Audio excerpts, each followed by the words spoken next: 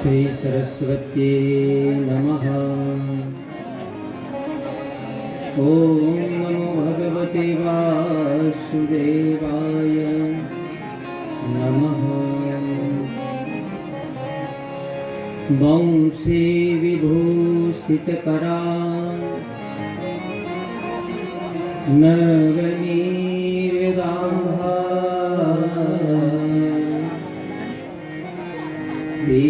पीताम्बरा दरुणबिम्बफलाधरोष्टा पूर्णेन्दुसुन्दरमुखा अरविन्दनेत्रा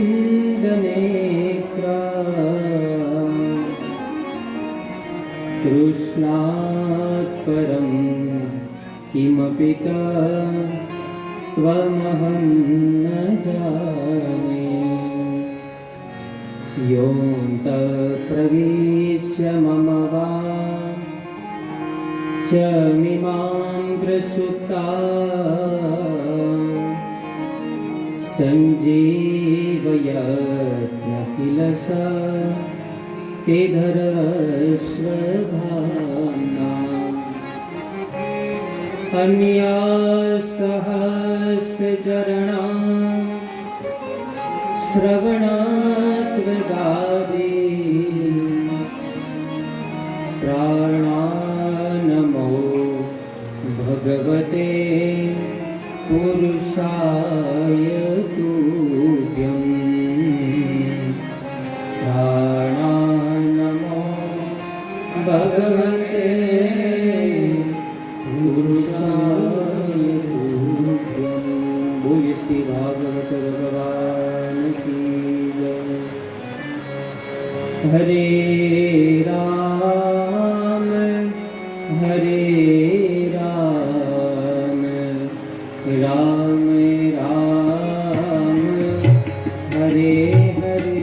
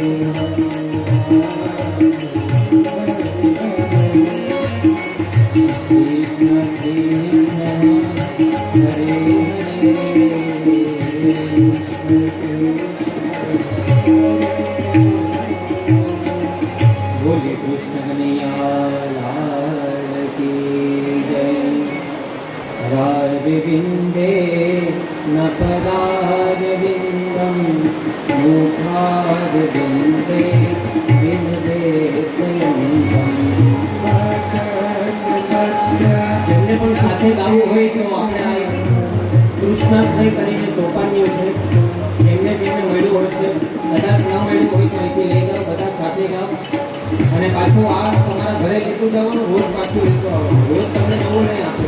અને બધા ભાવ નથી કરતા. શ્રી કૃષ્ણ ગોવિંદ હરે મુરારી, હે નાથ નારાયણ વાસુદેવ,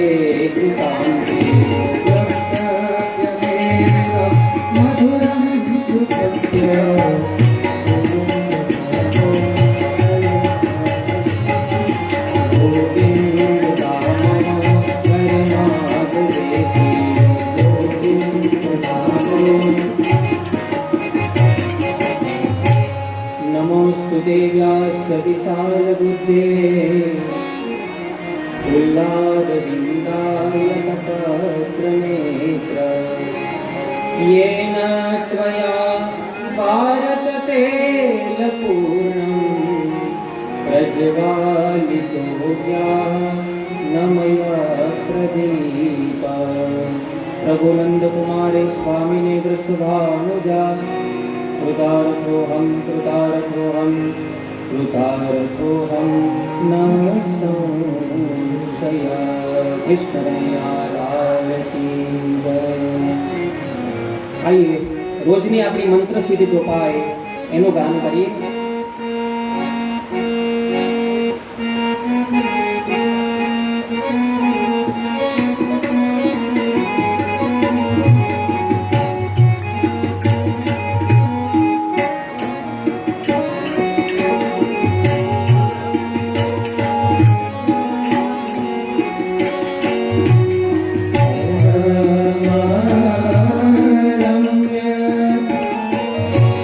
Bye.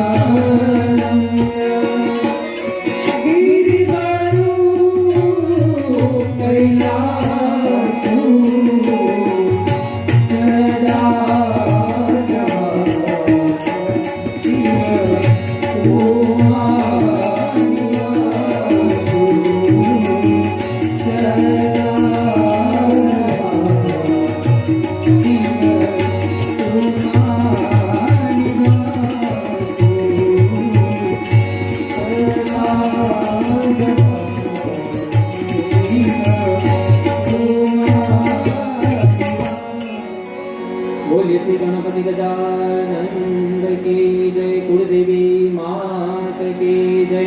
कृष्ण कन्हैया लाल की, भागवत भगवान की, सद्गुरु देव की, राजा रामचंद्र भगवान की, हनुमान जी महाराज की, मोगल मात की जय। पितृनारायण देव की जय। गुप्तेश्वर महादेव की जय। ओम नमः पार्वती पतये हर हर महादेव।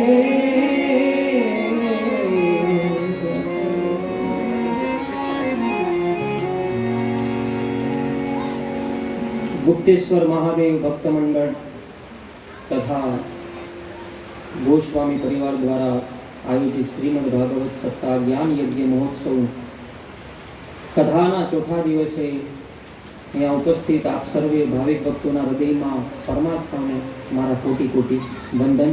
જય શ્રી કૃષ્ણ.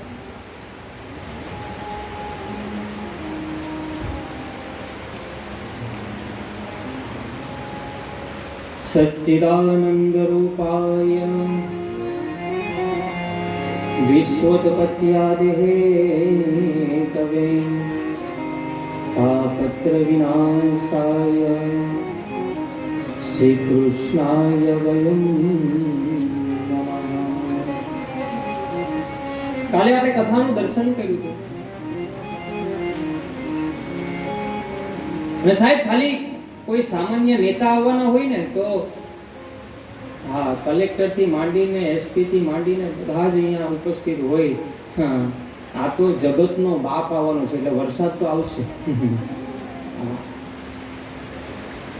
અને જેમને પણ કદાચ પાણી કેવું પડતું હોય ને આગળ આવવું હોય ટૂંકમાં તમારે ઊભું નથી થવાનું. આજે કેટલા વાગે નક્કી નહીં, ઘરે કહીને આવ્યા ને. હા કારણ કે આજે કાનુડો આવવાનો છે ને એના જ સમય આવશે.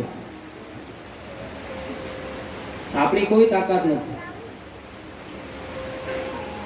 જન્માંતરે ભવેત પુણ્ય તદા ભાગવતમ લભે.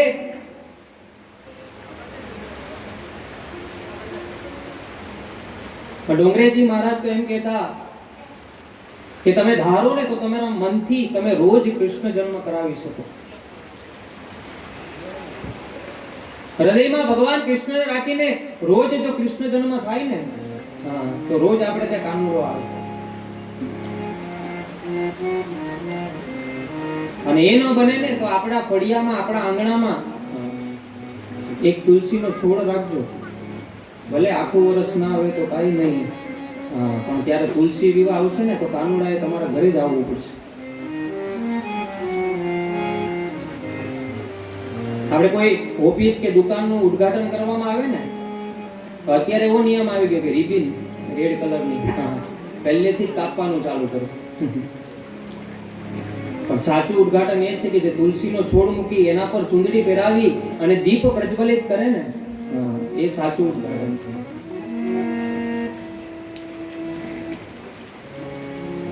ફોરવર્ડ થઈ ગયા આપણે, સમય બદલાયો અને સમય બદલાય એટલે આપણે બદલાય. પણ એટલું બધું પણ ન બદલાય કે આપણી સંસ્કૃતિ ભૂલાઈ જાય, આપણી સનાતન ધર્મ ભૂલાઈ જાય. આ વરસાદનું પાણી પડે એને શું કહેવાય? પાણી જ કહેવાય. પણ એ જ્યારે પાણી ગંગાનો સહારો લઈ લે ને તો પાણી ન કહેવાય, પછી એને પોસ્ટ વધે, પછી એને કહેવાય જળ. હવે ઇંગ્લિશમાં પાણીને શું કહેવાય ભાગવત? વોટર. બીજો કોઈ શબ્દ ખરો? હા, ગટરનું પાણી હોય તો વોટર ઓફ ગટર ને ગંગાનું પાણી હોય તો વોટર ઓફ ગંગા. પણ એ વરસાદનું પાણી પડે એને પાણી કહેવાય, એ ગંગાનો સહારો લઈ લે તો એને જળ કહેવાય. ને એ જળને ઘરે લાવીને તમારા સદગુરુના ચરણ ધોવો તો જળ પણ ન કહેવાય, પાછી એક પોસ્ટ વધે, પછી એને કહેવાય ઉદક. ચરણો દક. અને એ ઉદકને જમણા હાથની હથેળીમાં લઈને પી જાવ ને તો ઉદક પણ ન કહેવાય, પછી એને કહેવાય અમૃત. પાણીમાંથી જળ, જળમાંથી ઉદક, ઉદકમાંથી અમૃત. ને પેલું વોટર ને વોટર જ રહે, એમાં ફરક ન પડે. આપણી સંસ્કૃતિ, સનાતન ધર્મની સંસ્કૃતિ.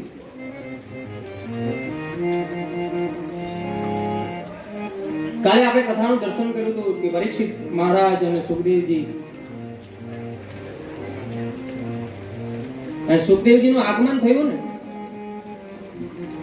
એટલે રાજા પરીક્ષિત સુખદેવજીની સામે આવી ગયા અને એક આસન ઉપર બેસી ગયા અને પહેલો પ્રશ્ન પૂછ્યો કે હે મહારાજ,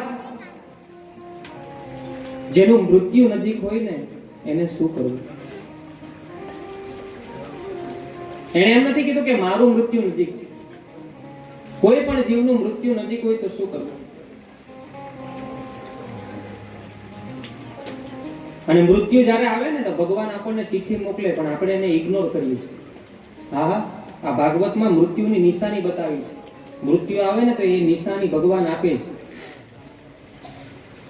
કોને કોને સાંભળવી છે અહીંથી કહું, જો બીતા નહીં તો.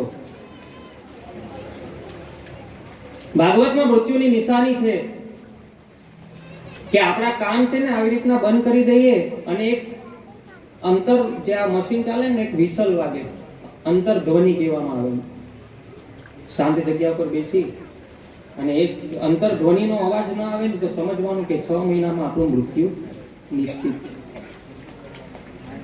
અત્યારે કોઈ અખતરો નહીં કરતા. અને પહેલા અવાજ ના આવે ને તો પહેલા મેલ કાઢજો કાનના. બીજી નિશાની છે કે આકાશમાં અરુંધતીનો તારો ન દેખાય તો સમજવાનું કે આપણું 3 મહિનામાં મૃત્યુ નિશ્ચિત છે. અને તમને ન ખબર હોય તો કોઈ બ્રાહ્મણને, મહારાજને પૂછો કે અરુંધતીનો તારો ક્યાં આવ્યો, અને મહારાજને ન દેખાય તો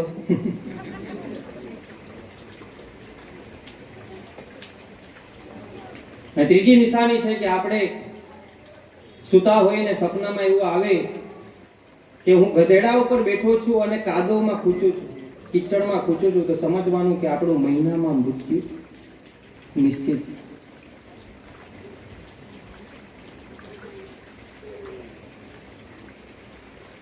કેવા શાંત થઈ ગયા મૃત્યુ નિશાની દીધી.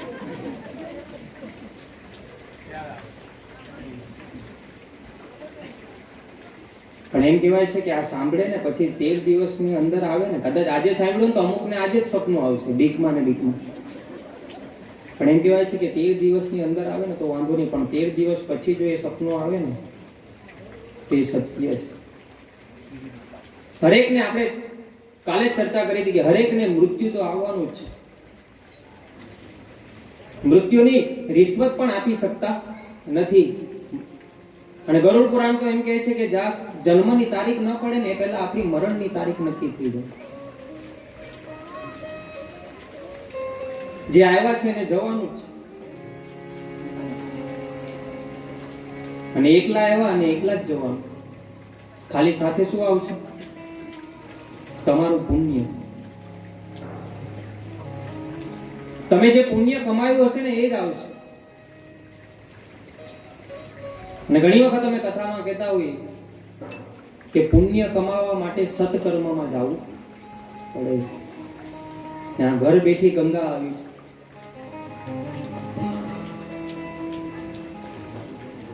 પુણ્ય થોડું કઈ વૈસાતું મળે બજારમાં. મૃત્યુ એ કઠિન શબ્દ છે, પણ શાસ્ત્ર તો એમ કહે છે કે મૃત્યુ પણ એક ઉત્સવ મનાવવો જોઈએ. મૃત્યુત્સવ. હજી પણ કોઈ વૃદ્ધ ચાલી ગયા હોય, કોઈ 99-100 વર્ષ જીવા હોય તો એમને આપણે ધામધૂમથી સ્મશાન યાત્રા કાઢીએ. અને ઉજ્જૈનમાં મહાકાલમાં જેમનું મૃત્યુ થાય ને એમને પણ બેન્ડ વાજા સહિત ધામધૂમથી એમ. અને એ તાજી ભસ્મ ભગવાન શિવને ચડાવે છે ને ભસ્મ આરતી કહેવામાં આવે. ઘણા લોકોએ દર્શન કર્યા છે. ભગવાન શિવનું રૂપ છે ને અમંગલ છે, પણ જ્યારે આશીર્વાદ આપે ને ત્યારે મંગલમય આપે. કહે છે જમાનો જગતમાં જગદીશની હસ્તી નથી, એ વાત હૈયામાં વસતી નથી, એની મૂર્તિ જરા પણ હૃદયથી ખસતી નથી. તમે માનો યા ન માનો એ વાતમાં અમારી કોઈ જબરદસ્તી નથી.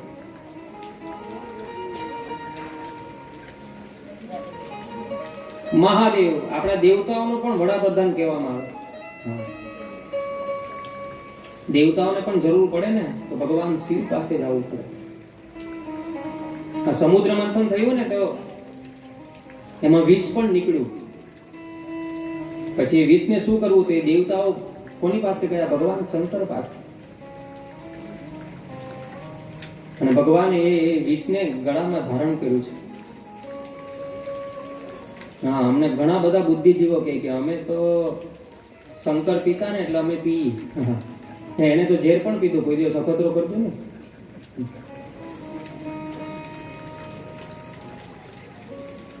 શરાબનો નશો તો 2-5 મિનિટ અથવા તો અડધો કલાક અથવા તો 1 કલાક અથવા તો આખો દિવસ.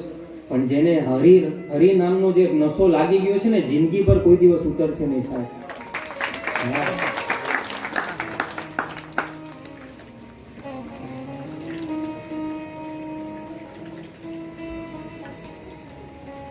મારે આપણા જ બાજુના ગામની એક ઘટના છે. ગામનું નામ નહીં. એક ભાઈ શરાબની કોથળી આવે ને, એને કાણું પાડી અને એ બધું શરાબ પી ગયો અને કોથળીને ફેંકી દીધું. ત્યારે કોથળી બોલી હતી કે તું એ મારા શરીરમાં એક કાણું પાડ્યું ને, પણ તારા શરીરમાં 1000 કાણા ન પાડો તો મારું નામ કોથળી ને.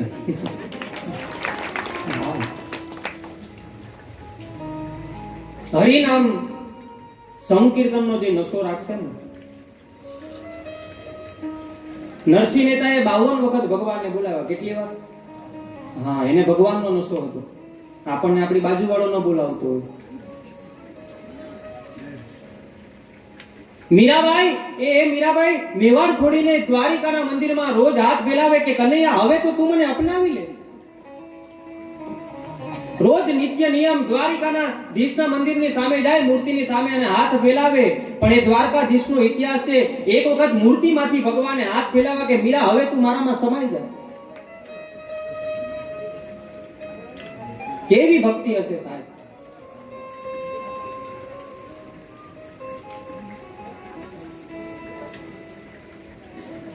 અને જે ગોપીઓએ ભગવાનને પ્રેમ કર્યો, જે ગાયોએ ભગવાનને પ્રેમ કર્યો, શું કામ? એ ભગવાન જ્યારે એ ગોકુળ છોડીને આવી ગયા ને, તો ગોકુળનો એક પણ જીવ એવો ન હોય કે ભગવાનની યાદ ન આવતી. કારણ કે એટલો બધો પ્રેમ કર્યો છે.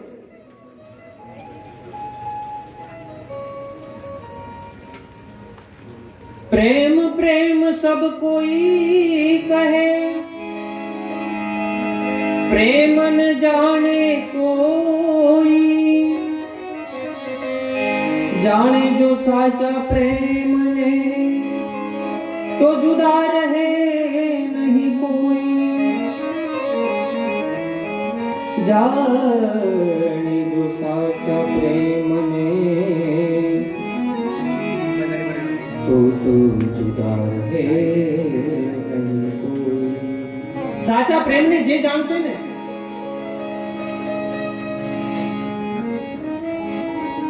સંસારના પ્રેમની વાત નથી કરતો. સંસારનો પ્રેમ 2 મહિના રહે 3 મહિના ન હોય.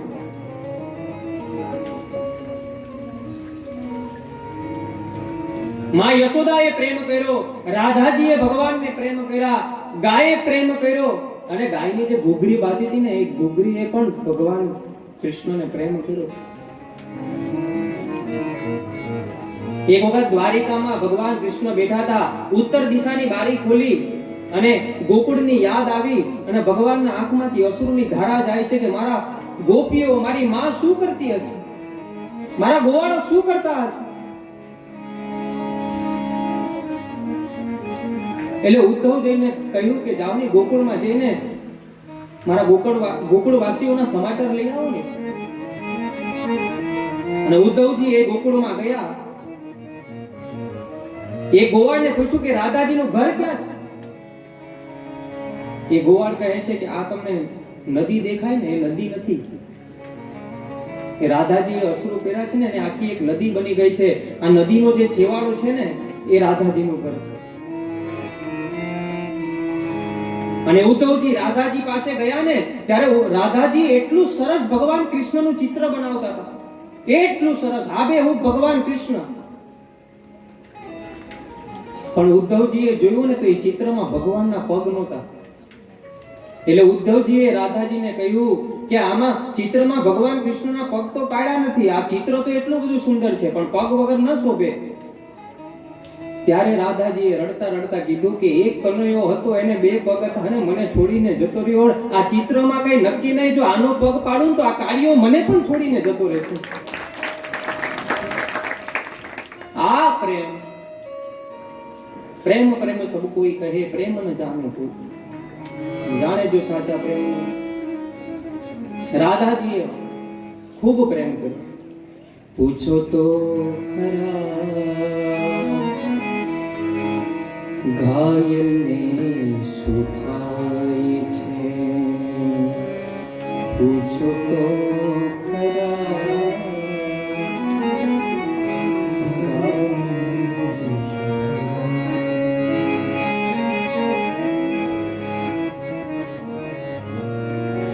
જેના પર વીત્યું હોય ને સાહેબ. એટલે ભગવાન કૃષ્ણ એમ કહેવા માંગે કે તમે પ્રેમ કરો, બાકી સંસારની માયા છોડી દો. અને જેને જેને ભગવાન કૃષ્ણને પ્રેમ કર્યો છે ને એને કોઈ દિવસ સંકટ આવતું નથી, અને સંકટ આવે ને તો ભગવાન સ્વયં કૃષ્ણ રક્ષા કરે છે. હા, અહીંયા હું પહેલા જ દિવસે કીધું હતું કે મંડપમાં કોણ આવી શકે? જે ઠાકોરજી આંગળી પકડીને લાવે ને તે જ આવી શકે. હા, બાકી કોઈ એમ કહે ને કે હું મારા મનથી આવ્યો છું. મેં પહેલા દિવસે વાત કરી ને કે વચમાં બેવાય મળે તો પાછા ઘરે જવું પડે. મહેમાન આવ્યો તો તમારી ભાગ્યની શું સરાહના કરવી. તમે કોઈ દિવસ એકલા બેસીને વિચારજો કે અમારું કેટલું ભાગ્ય હશે. અને ભાગ્ય વગર વધુ નકામું છે સાહેબ. અને એ ભાગ્ય ક્યારે મળે? ભગવાનની કૃપા હોવી જોઈએ. અને ભગવાનની કૃપા ન હોય તો એ ભાગ્ય પણ મળતું નથી. તો મૃત્યુની નિશાની ભાગવતજીમાં બતાવી. અને મૃત્યુ, સુખદેવજી કહે છે કે મૃત્યુ તો બધાને નિશ્ચિત જ છે. મૃત્યુ આવવાનું છે. જે જીવ આ દુનિયામાં આવ્યો છે એને જવાનું છે. અને આગળની કથા કરતા વિદુર ચરિત્રની કથા આવે છે.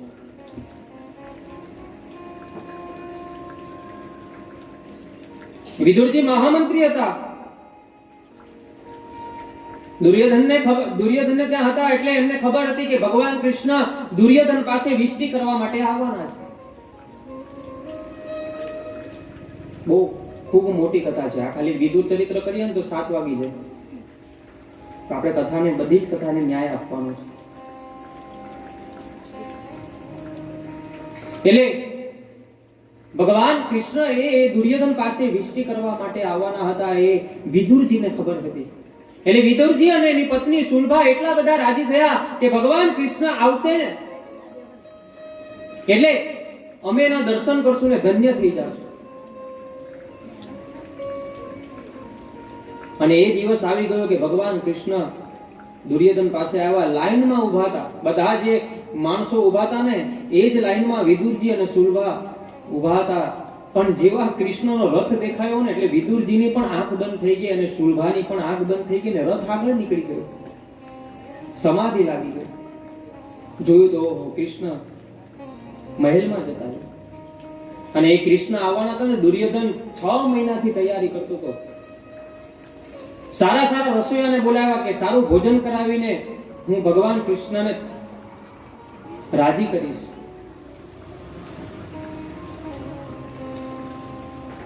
આખા ગામમાં તોરણ બંધાવ્યા કે ભગવાન કૃષ્ણ આવશે. ફૂલડાનો હાર લગાવવામાં આવ્યો.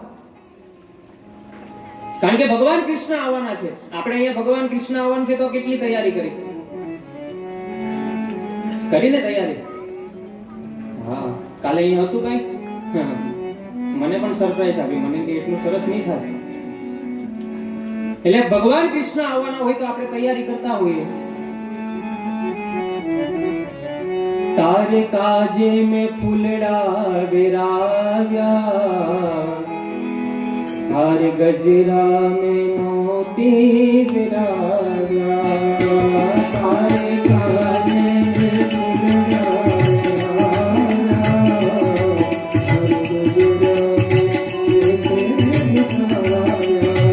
મેં મોતી વિરાવ્યા.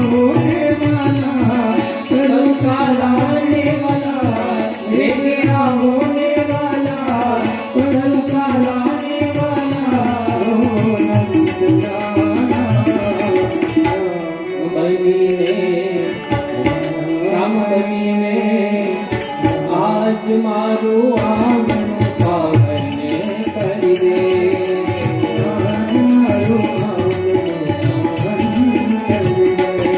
ઓ રામ બનીને બને શ્યામ બનીને આજ મારું આંગણ પાવન કરી દે.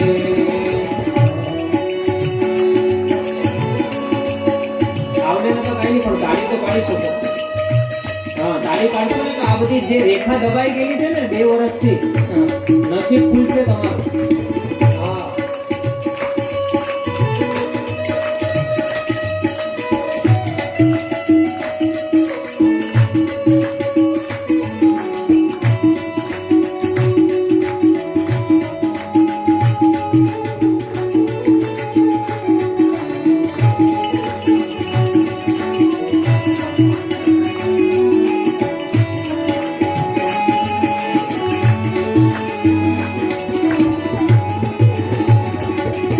તારે આજે મેં ફૂલડા વિરાવ્યા.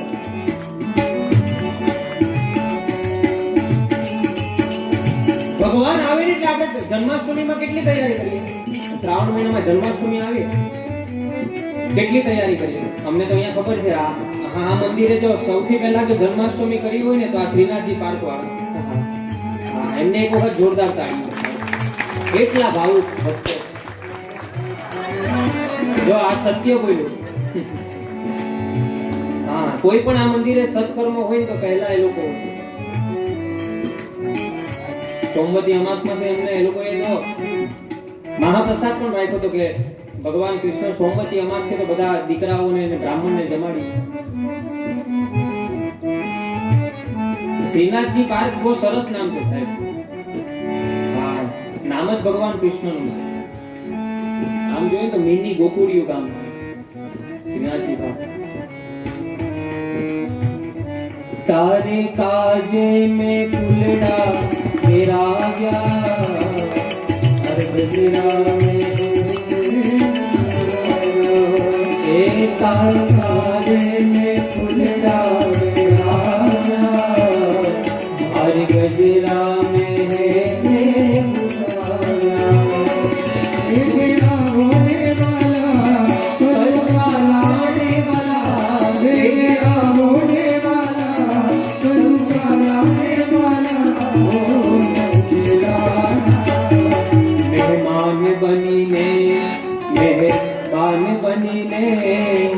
आज मारू आंगन पावन कर दे. मेहमान बनीने मेहमान बनीने आज मारू आंगन. 6 મહિનાથી દુર્યોધન તૈયારી કરે કે મારે ત્યાં ભગવાન કૃષ્ણ આવવાના છે.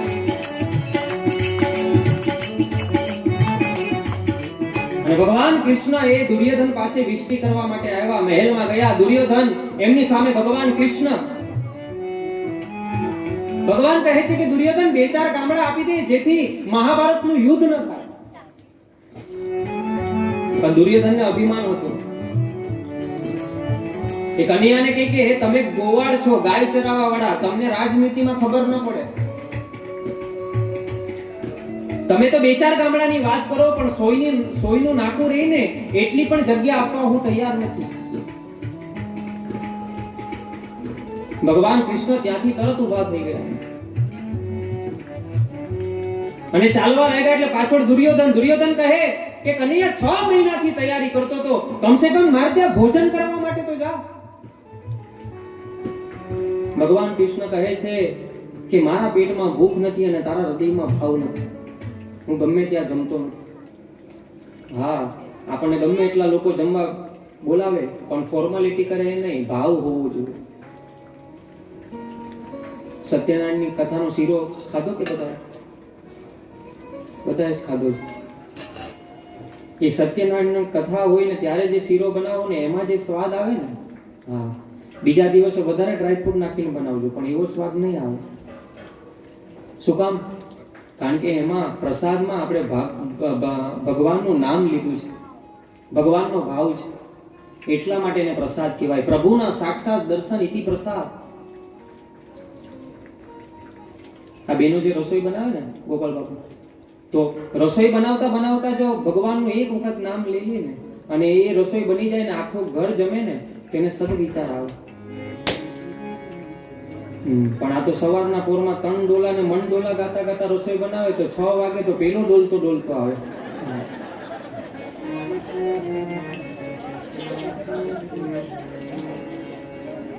શું કામ? ભગવાનનું નામ હોવું જોઈએ એટલે પ્રસાદ કહેવામાં આવે.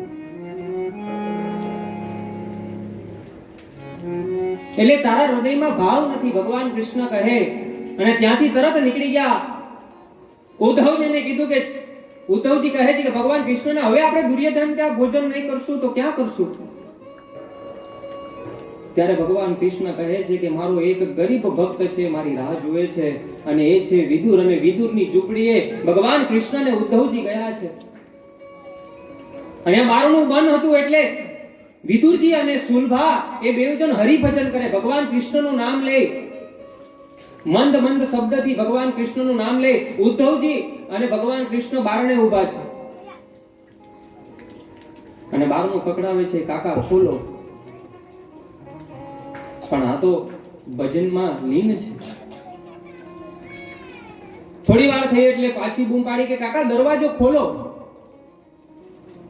એટલે સુલભાએ એના પતિ વિદુરને કહ્યું કે મને ક્યાંક અવાજ આવે છે કે કોઈ બહાર બોલે છે. એટલે ભજન મંદ થયું.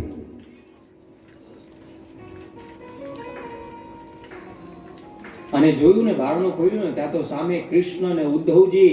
વિદુરને તો એમ થયું કે આ તો સપનું જ છે અને સુલભાના આંખમાંથી અશ્રુની ધારા જાય છે કે અમારા ઝૂંપડીએ ભગવાન કૃષ્ણ આવ્યા. આપણે તો કોઈ મહેમાન આવે ને તો મહેમાનને આપણે ઘરમાં લઈ જાય કે આવો આવો, અહીંયા ઊંધું બન્યું. ભગવાન કૃષ્ણ કહે કે એ કાકા હવે તો મને ઘરમાં અંદર લઈ જાઓ. એટલા બધા ભાવ વિભોર થઈ ગયા હતા. અને અમારા કવિ કહે છે ચાલો ને વિદુર ઘેર જાય ઉદ્ધવજી, ચાલો વિદુર ઘેર જાય.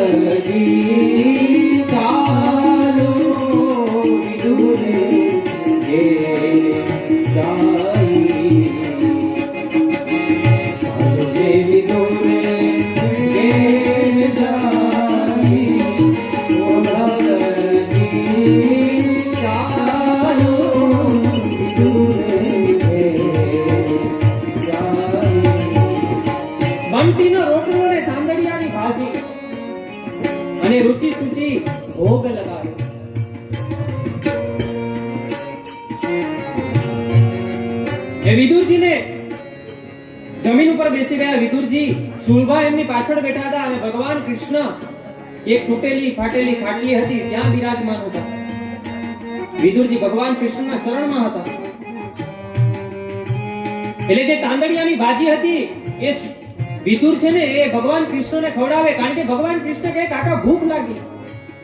અને ઝૂંપડીમાં એક જ વસ્તુ હતું, તાંદડિયાની ભાજી. વિદુરજી તાંદડિયાની ભાજી ખવડાવે ને અહીંયાથી સુલભાના આંખમાંથી અશ્રુની ધારા જાય કે મારા હાથથી પણ ભગવાનને કાઈ ખવડાવવું તો મને વધારે આનંદ આવશે. પણ કાઈ હતું નહીં, ઝૂંપડીમાં કાઈ જ નહીં. પણ 3-4 દિવસના કેળા પડ્યા હતા, એકદમ કાળા મય થઈ ગયા હતા એવા કેળા. સુલભાને વિચાર થયો કે ભલે આ કેળા બગડી ગયા છે પણ મારા હાથથી ભગવાન કૃષ્ણને ખવડાવવું છે. એટલે ભગવાન ને કેળા આપે છે, પણ એટલી બધી ભાવ વિભોર થઈ ગઈ ને, તો કેળાની છાલ છે ને ભગવાનને આપે ને કેળાનો ગર્ભ છે ને તે બહાર ફેંકી દે. પણ સુલભાનો ભાવ જોઈને ભગવાન કૃષ્ણ એક કેળાને છાલને પણ આરોગી ગયા. એટલે આપણે અહીંયા થાય ને કે પ્રભુ પ્રેમનો પ્રસાદ લેજો રે ભાવના છો ભૂખ્યા, અને દાસોને દર્શન દેજો રે ભાવના છો ભૂખ્યા, અને કેળાના છોટલે રાજી રે ભાવના છો ભૂખ્યા. ભગવાન કૃષ્ણ અને ઉદ્ધવજી એટલા બધા રાજી થયા, વિદુર અને સુલભાને એટલા બધા આશીર્વાદ આપ્યા. આગળ કથાનું સમયનું માપ બતાવે છે, અને એનાથી આગળ કથામાં કહે છે કરદમજીની કથા આવે છે.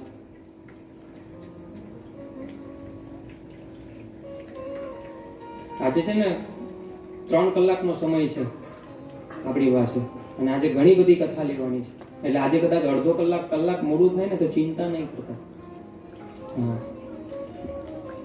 અહીંયા આપણે પ્રસાદનું પણ આયોજન છે સાંજે. પ્રસાદ એટલે દિનેશભાઈ છે ને નાસ્તો,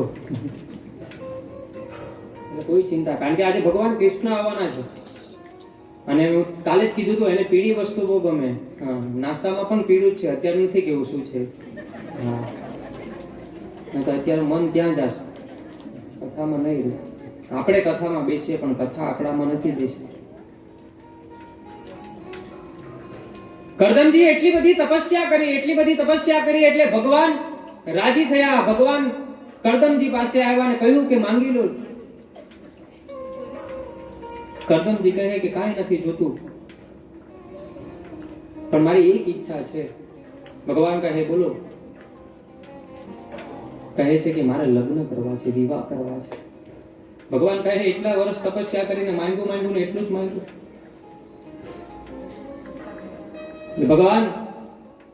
ભગવાન કહે છે કે કરદમજી જો તમે વિવાહ કરતા હોય ને તો તમારે ત્યાં હું દીકરો થઈને આવીશ. કરદમજી કહે ભગવાન વિવાહ કરવા માટે એક પત્નીની પણ જરૂર પડતી હોય છે. ભગવાન કહે હું મારી જાતે ગોતી લઈશ. કરદમજી કે લગ્ન મારે કરવા છે. કેવી પત્ની જોઈએ? કે સમાનશીલ. આપણે વાત કરી ને થોડા દિવસ પહેલા, સમાનશીલ એટલે ટ્રેક્ટર નું ટાયર ને એક્ટિવા નું ટાયર ન ચાલે, બેવ ટાયર સરખા હોવા જોઈએ. 10,000 પગાર હોય ભાઈનો, અને બેન દિવાળી પર કે 15,000 વાળી સાડી લઈ આપજો, ન તો વેલણ ભટકાડી. એને સમાનશીલ ના કહેવાય. સૌરાષ્ટ્રમાં એક લગ્ન ગીત છે, કેવો પતિ હોવો જોઈએ, શિવરંજની.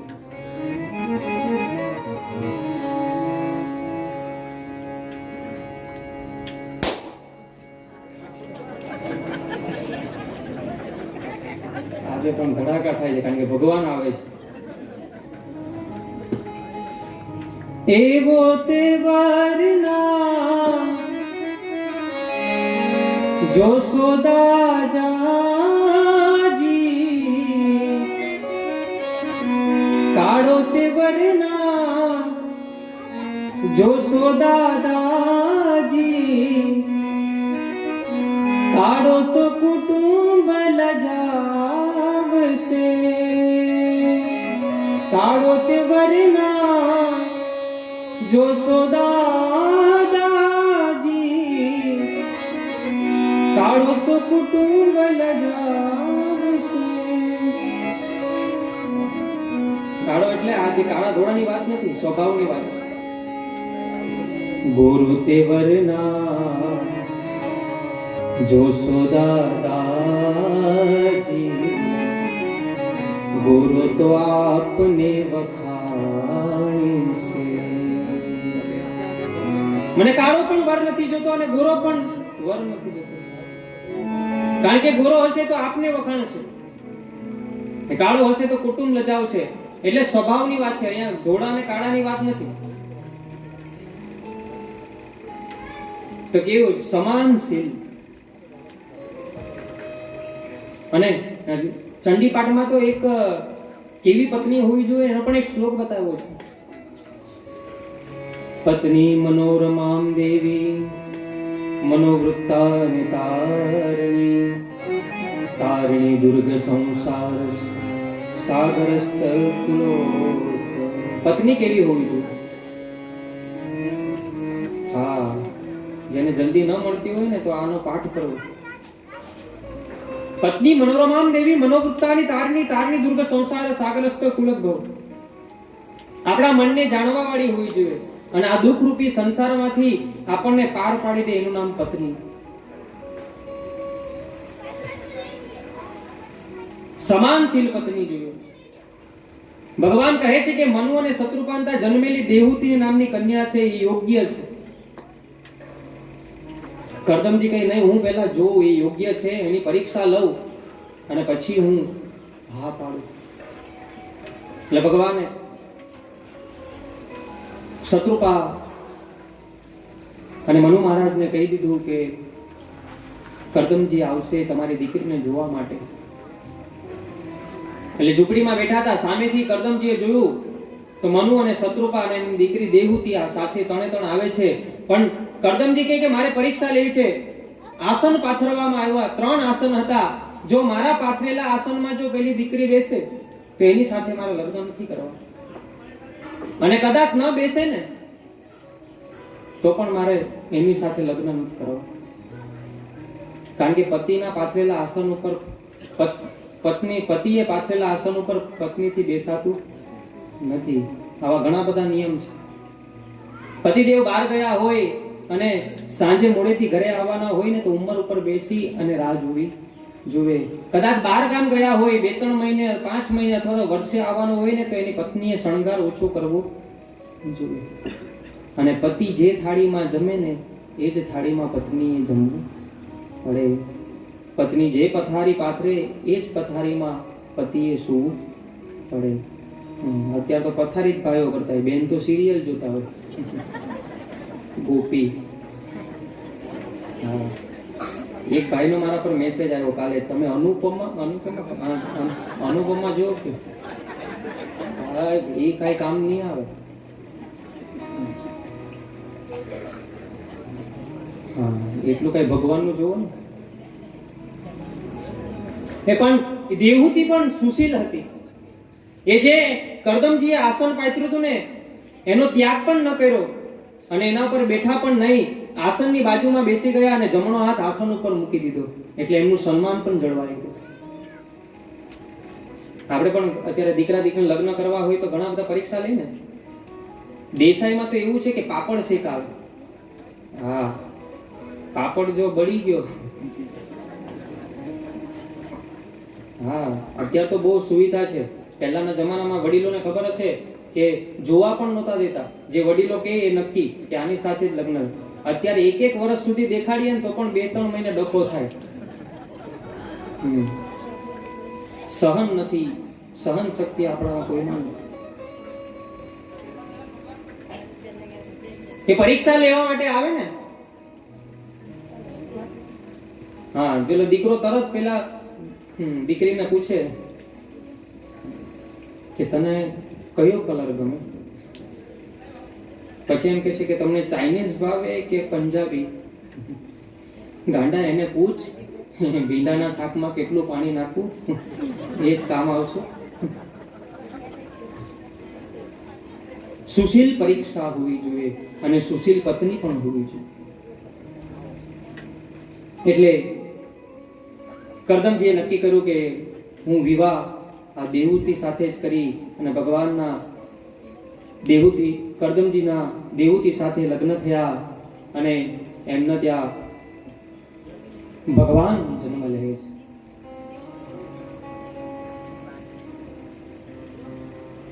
અને ભગવાન આવે છે ને પહેલા એની પહેલા નવદા ભક્તિ આવે છે. કારણ કે 9 કન્યાનો પહેલા જન્મ થયો અને જેનામાં નવદા ભક્તિ હોય ને એ જ પછી ભગવાન આવે.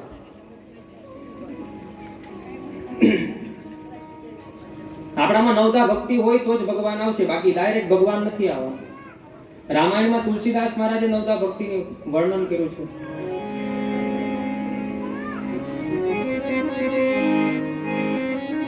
પ્રથમ ભક્તિ સંતન સંગા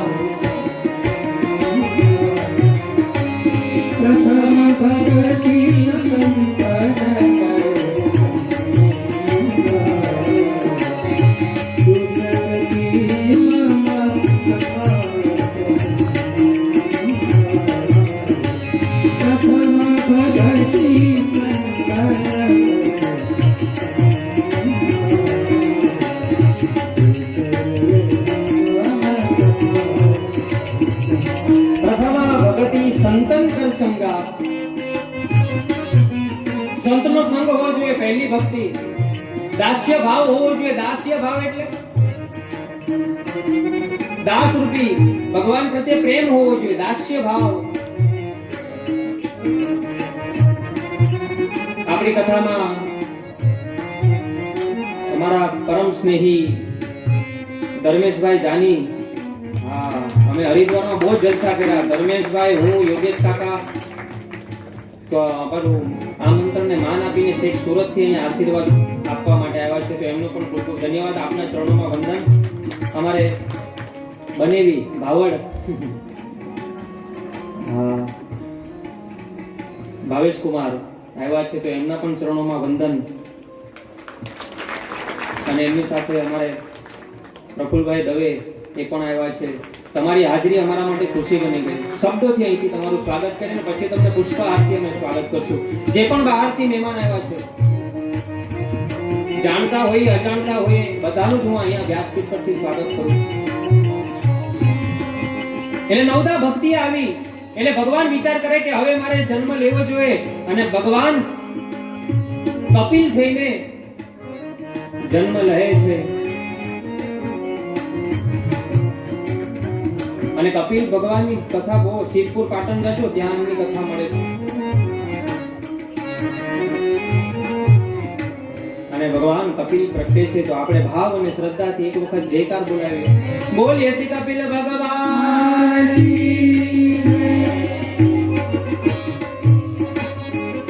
નવદા ભક્તિ આવે પછી ભગવાન આવે, અને ભગવાન કપિલ થઈને આવ્યા છે.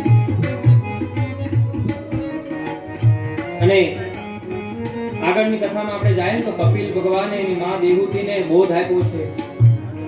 એ સિદ્ધપુર પાટણ ઊંઝાની પાસે માતૃનો જે શ્રાદ્ધ કરવામાં આવે ને, એ સિદ્ધપુર પાટણ. આ સંસાર દુઃખ રૂપી છે. અને ભાગવતની મજા જ એ છે કે એક દીકરો એની માને ઉદ્બોધન આપે છે. આગળ પણ મહાત્મયમાં ગૌકર્ણએ પોતા પિતાશ્રી આત્મદેવને બોધ આપ્યો હતો. આ ભાગવતની મજા છે. ભાગવત એટલે ભાવગત. ભાવનો જો શ્રદ્ધાનો જો કોઈ શાસ્ત્ર હોય ને તો એ છે ભાગવત. અને પછી આગળ કથામાં મનુ મહારાજનો વંશ વિસ્તાર આવે. એનાથી આગળ કથામાં જાય તો દક્ષ મહારાજે ભગવાન શિવનું અપમાન કર્યું.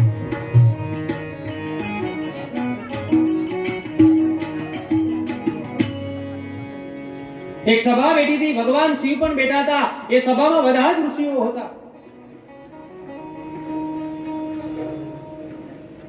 અને ભગવાન શિવ બેઠા હતા, બાજુમાં નારાયણ હતા, બ્રહ્માજી હતા, ઇન્દ્રજી હતા.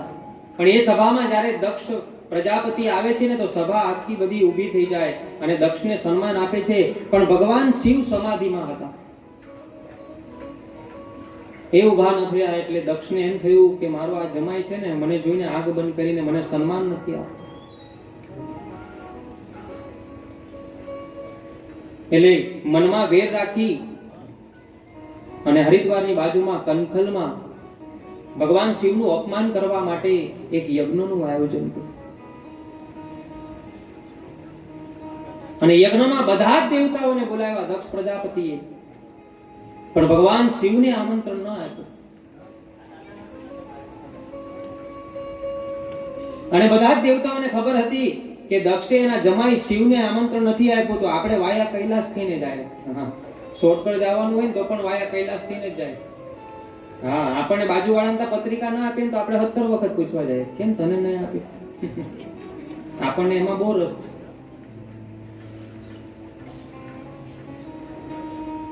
અને દેવતાઓ માટે પણ કીધું છે, ઉચ્ચ નિવાસ નીચ કર તુતિ દેખને સકલ પરાઈ વિભૂતિ. આગળ વાત ચર્ચા થઈ હતી કે ઊંચા આસન વાળા હંમેશા નીચું વિચારે. એટલે પાર્વતીજી કહે છે, સતી કહે છે ભગવાન શિવને કે આ બધા કૈલાસથી વિમાન લઈને જાય છે અને આપણા ઉપરથી જાય છે, તો આ ક્યાં જતા હશે? ત્યારે શિવ કહે છે કે તમારા પિતાશ્રીને ત્યાં યજ્ઞનું આયોજન કરવામાં આવ્યું છે. સતી કહે છે તો આપણે કેમ નથી જતા? ભગવાન શિવે કહ્યું કે આપણને આમંત્રણ નથી. સતી કહે છે કે પિતાશ્રીને ત્યાં આમંત્રણની શું જરૂર હોય? એટલો મોટો યજ્ઞ થતો હોય તો જાવું જોઈએ. શિવ સતીને ખૂબ મનાવે છે પણ માનતા નથી. અને પહેલેથી ચાલુ આવતું છે માનવાનું ને ન માનવાનું. ભગવાન પણ બાકાત નથી.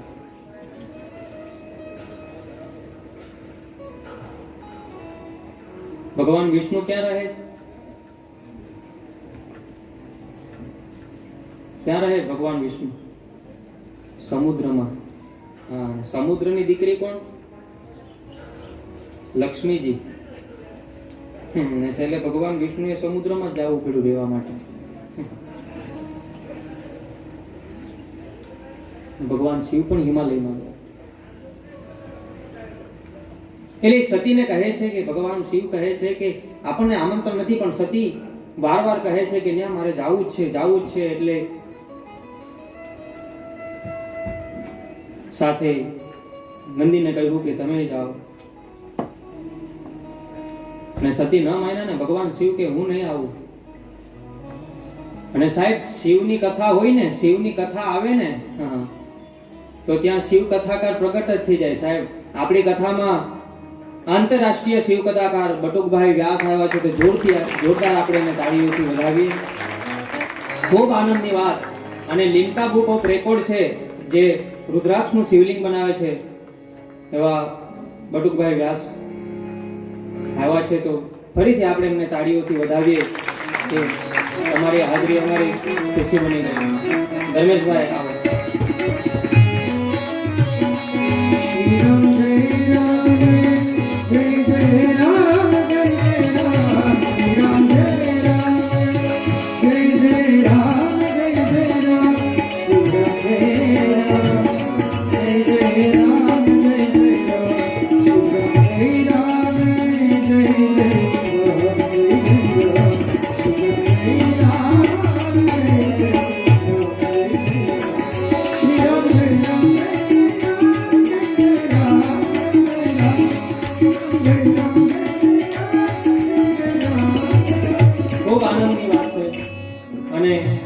એમની સાથે પૂજ્ય શાસ્ત્રીજી પૂજ્યપાદ કાલે આપણે આવ્યા હતા.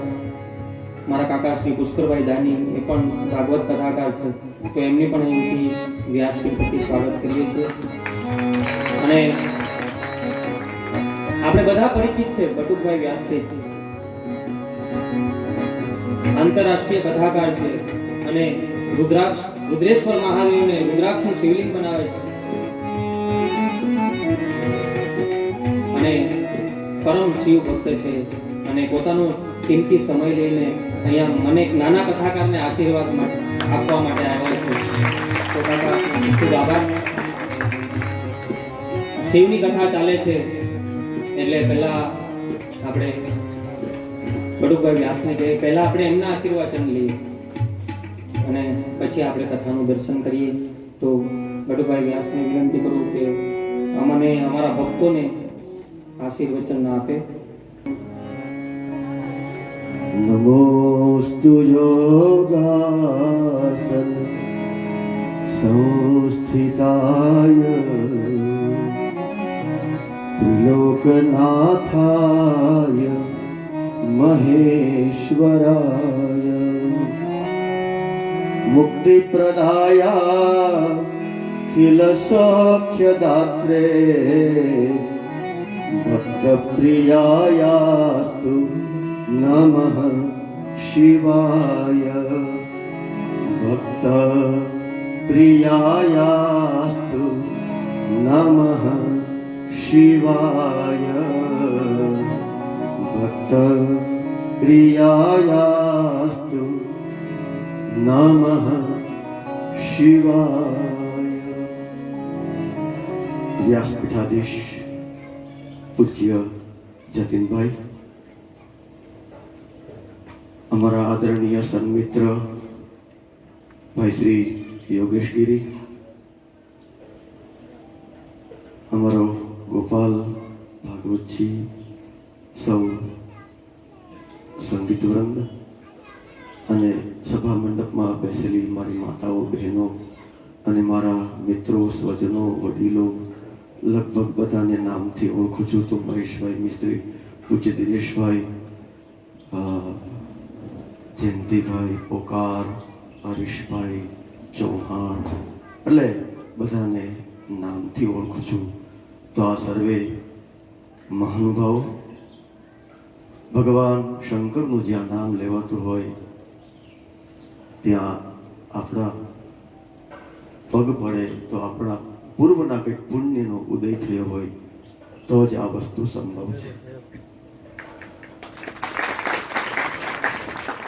આ વ્યાસપીઠ પર આમ તો એને કાકા કીધું એટલે મારો ભત્રીજો થાય, તમને બધાને ખબર છે, દિનેશભાઈ મારા મામાના દીકરા, ઓમ કેમ ગયો વિદ્વાન શિવમ ઓમ, આ બધા એટલા બધા તૈયાર થયા છે। તો અમારા આ મામાનું, અમારા મોસાળનું પુણ્ય છે। સ્વર્ગીય હરિશંકર મામા એ અમારા બધાના એટલે કથા જગતના અમારા ગુરુ મામા કહેવાય। તો એ હરિ મામાનું આ અધિકારી પાત્ર આજે વ્યાસપીઠ પર છે ત્યારે દિવાળી મામી અને હરિ મામા અવશ્ય યાદ આવે। અમારો નાનો ભાઈ હરીશ અત્રે ઉપસ્થિત છે। તો આ બધી ભાગ્યની વાત છે। ભાગ્ય વિના નર પાવત નહીં, આ ભાગ્ય હોય તો જ સંભવ છે। પણ ભગવાન શિવનું નામ જ્યાં લેવાય તો શિવ શબ્દ બોલીએ એટલે બધા જ પ્રકારની સંપદાની મને તમને પ્રાપ્તિ થાય છે। શમ નિત્યમ સુખમાનંદમ વિકાર પુરુષસ્તવ વકાર શક્તિ અમૃતમ મેલનમ શિવ ઉચ્ચતે। શમ નિત્યમ સુખમાનંદમ, માત્ર શિવનો શ બોલવામાં આવે ત્યાં તો સુખની પ્રાપ્તિ થઈ જાય। સુખનું હું કે સીધો ઘા થાય આપણી તરફ। માત્ર શ બોલાય ત્યાં અને શિકાર બોલાય, શી બોલાય ત્યાં સાક્ષાત શિવ ત્રિશૂળ ખોડીને ઊભા થઈ। આ માત્ર શી શબ્દથી। પછી વકાર શક્તિ અમૃતમ, શીલ પછી વ બોલીએ ને ત્યાં તો સાક્ષાત માં જગદંબા જોગમાયા આવીને સાથે બિરાજી જાય। તો મેલનમ શિવ ઉચ્ચતે। આવો શિવ શબ્દનો મહિમા અને આ શિવ શબ્દની ગાથા અને અમારો પ્રવેશ, અમારા કંઈ ભાગ્ય, વિશેષમાં કંઈ કેવું નથી પણ આવ્યા છે તો કંઈક કહીએ એવું પણ ઉચિત લાગે। નાનકડી વાત માંડીએ આપણે, થોડીક વાત માંડીએ। એક નાનકડી ચોપાઈની એક કડી લઈએ તો કે હનુમાન ચાલીસાની એક કડી। તુમરો મંત્ર વિભીષણ માના, તુમરો तुमरो मंत्र विभीषण माना, लंकेश्वर भय सब जग जाना। आटली ज कड़ी हनुमानजी महाराजनो लंकामां प्रवेश, सर्वप्रथम लंकीनी मुलाकात, मुठिका एक महाकवि हनी, रुधिर बमर धरणी थनमनी, लंकीनी मुष्टिकानो प्रहार, सत्संग करीने लंकामां प्रवेश અને લંકામાં બધે જોયું પણ સીતાજી કઈ દેખાણા નહીં। ઉપરથી વિહંગાવલોકન કર્યું તો રામાયુધ અંકિત ગૃહ, શોભા વર્ણિન જાઈ, નવ તુલસિકા વૃંદતઃ દેખી હર્ષ કપિરાય। એ હનુમાનજી મહારાજને આનંદ થયો કે આ લંકા આખી સોનાની, એની વચ્ચે માટીનું ઘર અને ફરતે તુલસીનું વૃંદ, આવું કેમ?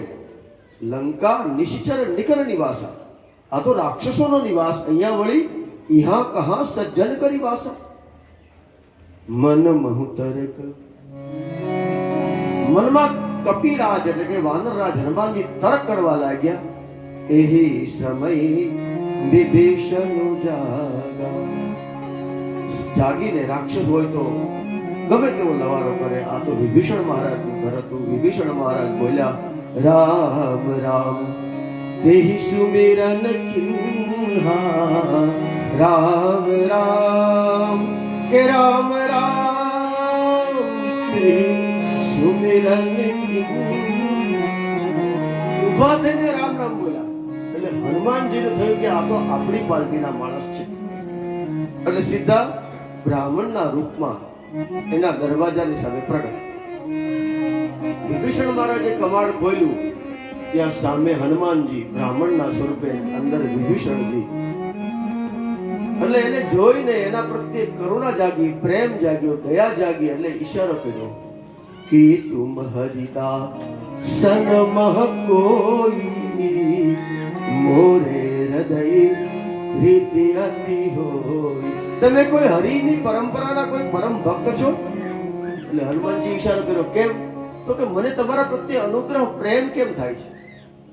કે તુમ રામ દિન અનુરાગી, આયુ મોહી કરન બડબા. તું મારા ભાગ્યનો ઉદય કરવા આવેલો કોઈ પરમ સત સદગુરુ છો? કોણ છો? હનુમાનજી મહારાજ કાંઈ બોલતા નથી. ત્યારે જગ પ્રસિદ્ધ ચોપાઈ અહીંયા હનુમાનજી મહારાજની સામે વિભીષણ મહારાજ બોલે છે કે અબ મોહી ભા ભરોસ હનુમંતા. અબ મોહી ભા કે અબ મોહી ભા ભરોસ હનુમંતા. બિनु હરિ કૃપા મિલે નહીં સંતા. તમે મારે ત્યાં વગર નિમંત્રણે આવ્યા છો. મારા ભાગ્યનો ઉદય થઈ ગયો છે, કારણ કે વગર આમંત્રણે સંત આ સમાજમાં કોઈના ઘરે જતો નથી. તો આ નગારિયાના આ શિવ મંદિરમાં, જો કે યોગેશભાઈ પહેલી વખત હું આવ્યો છું, ક્ષમા ચાહું છું. આ સ્થાનમાં સંતની વ્યાખ્યા, જે મને તમને સારા શબ્દો કહે એનું નામ સંત. અને મારે કડી અહીંયા જોડવી છે. અહીંયા હનુમાનજી મહારાજે વિભીષણ મહારાજને કંઈક કીધું. આપણે સાંભળીએ તો બધા છીએ, સાંભળીએ બધા જ, શ્રોતા આપણે બધા, પણ આપણે કોઈનું માનતા નથી. અહીંયા વિભીષણ માટે હનુમાન ચાલીસાની એક ચોપાઈ મેં પકડી, હરેશભાઈ, કે તુમરો મંત્ર વિભીષણ માના. તો શું થયું? તમારો એટલે કે હનુમાનજી મહારાજે જેટલું કીધું, જો કે વિભીષણની એક ભૂલ થઈ છે. એમણે જ્યારે પૂછ્યું સીતાનું સરનામું મહેશભાઈ, ત્યારે એને લઈને જવું જોઈએ, પણ એને ખાલી રસ્તો બતાવ્યો છે. એટલે એમને અપમાનિત થવું પડ્યું છે, વિભીષણ પ્રતાડિત થવું પડ્યું છે. પણ જેટલું હનુમાનજી મહારાજે કીધું એટલું બધું વિભીષણ મહારાજે માન્યું, માત્ર સાંભળ્યું નહીં. તુમરો મંત્ર વિભીષણ માના. તો શું થયું એના જીવનમાં? એટ ધેટ ટાઈમ તો લંકાપતિ રાવણ હતો, પણ લંકેશ્વર ભય સબ જગ જાતા. માત્ર સંતના શબ્દોને માનવાથી એક સામાન્ય વિભીષણ લંકાપતિ રાજા બની ગયો. પણ હનુમાનજી મહારાજ કોઈની સાથે ભેદ ન કરે. વિભીષણને કીધું તો સાથે એના મોટા ભાઈને પણ મળવા ગયા. રાવણની પાસે બંધાઈ ગયા પોતે. બ્રહ્માસ્ત્ર સાધા કવિ મન કિન્ન વિચાર, જોન બ્રહ્મસર માનહી મહિમા મિટઈ અપાર. એ માનીને બંધાઈ ગયા, રાવણને જોવા માટે ગયા. અને રાવણને કીધું કે આ બધું મૂકી દે, અચલ લંકાનું રાજ તને આપી દે. પણ રાવણ માન્યો નહીં. તારું માન છોડી દે, તારો મોહ ત્યજી દે, તારું અભિમાન ત્યજી દે. ખૂબ સલાહ આપી. ત્યારે રાવણ બોલ્યો કે મિલા હમઈ કપી ગુરુ બળ જ્ઞાન. અમે બ્રાહ્મણો, વિદ્વાન બ્રાહ્મણો અને વાંદરા અમારા ગુરુ થશે. ખૂબ સમજાવ્યું, પણ છતાં હનુમાનજીના શબ્દો રાવણના ગળે ઉતર્યા, કાનમાં ગયા, પણ એને માન્યા નહીં. તો મારે વાત એ કહેવી છે કે આવું સુંદર પિતૃપક્ષમાં શ્રીમદ ભાગવતજી એટલે શ્રી હરિ બોલાઈ જાય તો પણ આપણા પિતૃઓ તરી જાય. તો આ સાક્ષાત પિતૃપક્ષમાં અધિકારી વક્તા શુદ્ધ બ્રાહ્મણના ધર્મોનું આચરણ કરવાવાળા બાલ યુવા કથાકાર નવ યુવા કથાકાર એવા જતીનભાઈ જ્યારે પોતાની મધુર સંગીતમય અને નિર્દોષ વાણીથી જ્યારે શ્રીમદ ભાગવત કરતા હોય ત્યારે હું એવું માનું છું કે આ બધા જ પિતૃઓ તરી ગયા હોય તો જ એમની છબી અહીંયા સુધી લાગી હોય. અત્યારે જતીનભાઈ એ પૂજ્ય પાદ એટલા માટે કે વ્યાસ પીઠાધીશ છે. સંબંધોની રોઈએ જે છે તે પણ અત્યારે એ વ્યાસ છે અને વ્યાસ એ ભગવાનનું સ્વરૂપ છે. 24 અવતારમાં વેદવ્યાસ એ એક અવતાર છે. તો આ વેદવ્યાસના શબ્દો ભૂરીદાજના આપણને જ્ઞાન આપી છે એટલે મહાન છે. એટલે આના શબ્દો આપણે સાંભળશું, આ વ્યાસના શબ્દો વ્યાસપીઠના શબ્દો આપણે સાંભળશું, પણ એની કરતાં જો થોડાક આપણે માની જશું તો હું અચૂક માનું છું કે આપણા પિતૃઓ તો તરી જશે પણ આપણે પણ જીવતા જીવ તરી જશું. શ્રીમદ ભાગવત કથા એ પિતૃઓને તારે છે, એમાં કોઈ બે મત નથી. ગૌકર્ણ અને ધંધુકારીની કથા સાંભળી છે પણ મૂળ કથા આ પરીક્ષિતની છે. એને જીવતા જીવ મુક્તિ મેળવી હતી એટલે એને સુખદેવજીનો આશ્રય લીધું છે અને વ્યાસપીઠ એટલે સુખદેવજીની પીઠ. અને જે પણ વ્યક્તિ સુખદેવજીનો આશ્રય કરે એ તરી જાય છે, એની મુક્તિ થાય છે. એની કામથી, ક્રોધથી, લોભથી, મોહથી, માયાથી, મત્સરથી, ઈર્ષાથી, વેરથી, ઝેરથી, અદાવતથી, અનેક પ્રકારના ગંધોથી મુક્તિ થાય. એનું સાચું નામ જ શ્રવણ છે. અને સંસારમાં સૌથી શ્રેષ્ઠ હોય તો બોલવું નથી, સાંભળવું છે. વિભીષણ મહારાજ પછી ક્યાં ગયા તો કે રામ પાસે ગયા. હવે રામ પાસે ગયા ને એટલે બધા હથિયારો લઈને ઊભા થઈ ગયા. તો કે શત્રુનો ભાઈ આપણે ત્યાં આવ્યો. એટલે રામે કીધું એને આવવા દો, ચિંતા ન કરો, એને આપણી પાસે આવવા દો. સન્મુખ હોય જીવ મોહી જબહી જન્મ કોટી અગ નાસહિત બહી. ભગવાનની સામે કોઈ પાપી માણસ જઈ જ ન શકે, એને આવવા દો. એટલે પછી એને પૂછ્યું ભાઈ તું અહીંયા કઈ રીતે આવી ગયો? રામે જ પૂછ્યું ભાઈ તમે રાક્ષસો, અમે આ વિરોધ પક્ષના, તો કે તમે આવ્યા કઈ રીતે, શા માટે આવ્યા? તો વિભીષણ જે બોલ્યા છે એ શ્રવણનું બહુ ઉત્તમ મહિમા છે. શ્રવણ સુજસુ સુનિયાયુ, શ્રવણ સુજસુ સુનિયાયુ, પ્રભુ ભંજન ભવભી, ત્રાહી ત્રાહી આરત હરન, શરણ સુખદ રઘુબીર. મેં તમને જોયા નથી પણ મેં તમને સાંભળ્યા છે કે તમારા શરણે જે પણ આવે છે તમે શરણાગત વત્સલ છો, તમે બધા જ ગુનાહ માફ કરીને એને મુક્તિ આપો છો. આ શ્રવણનો મહિમા. અને 2 દિવસ પછી જતીનભાઈ તમને બીજું એક શ્રવણનું વ્યાખ્યા ભાગવતનું કરશે. એ ભગવાનના લગ્ન આવશે પરમ દિવસે, ત્યારે રૂકમિણી અંબા